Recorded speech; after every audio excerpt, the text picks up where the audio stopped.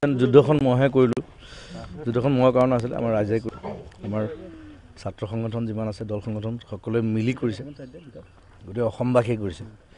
চ' সকলোকে মই ধন্যবাদ জনাম আৰু মোৰ খুব ভাল লাগিছে, তেওঁলোকে আহিছে মোক মিঠাই খুৱাইছে আৰু মই গমেই পোৱা নাছিলোঁ কথাটো, মই শুই আছিলোঁ। মই কালি বেংককৰ পৰা আহি পালোঁ।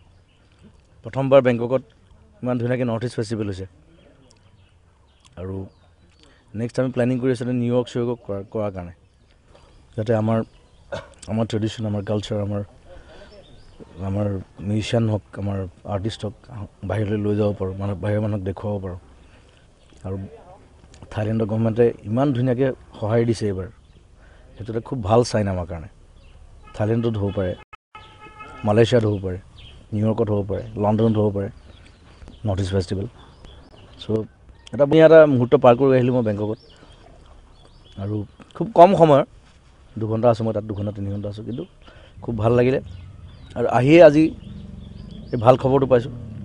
সকলোকে মই শুভকামনা জনাইছোঁ, সকলোকে মৰম জনাইছোঁ আৰু অভিনন্দন জনাইছোঁ। প্ৰথম কথা যে সকলোৱে একেলগ হৈ যুঁজ দিয়াৰ এই মুহূৰ্তটো সেইটো বিচাৰি আছিলোঁ, সেইটো ঘূৰাই পালোঁ। চ' থেংক ইউ এভৰিবডি।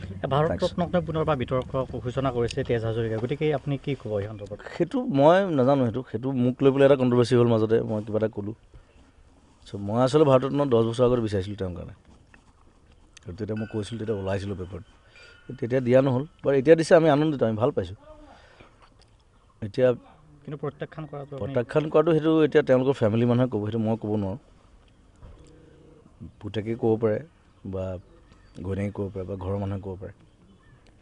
চ' কিন্তু ভাৰত ৰত্ন দিয়াৰ কাৰণে আমি আনন্দিত, আমি ভাল পাইছোঁ, সেইটো মই বেয়া পোৱা নাই। কিন্তু মই খালি 10 বছৰ আগত বিচাৰিছিলোঁ, সেইটো এটা ৰিগ্ৰেট থাকি যায় ন মানুহৰ, ক্ষোভ এটা। তেওঁ জীয়াই থকা অৱস্থাত পোৱা হ'লে তেওঁ চকুকেইটা দেখি ভাল লাগিলেহেঁতেন বেছি। চ' মই ভূপেন দাৰ লগত বহুত ক্ল'জ আছিলতো, চ' এইটো একো নাই, আমি আনন্দিত দিয়াৰ কাৰণে।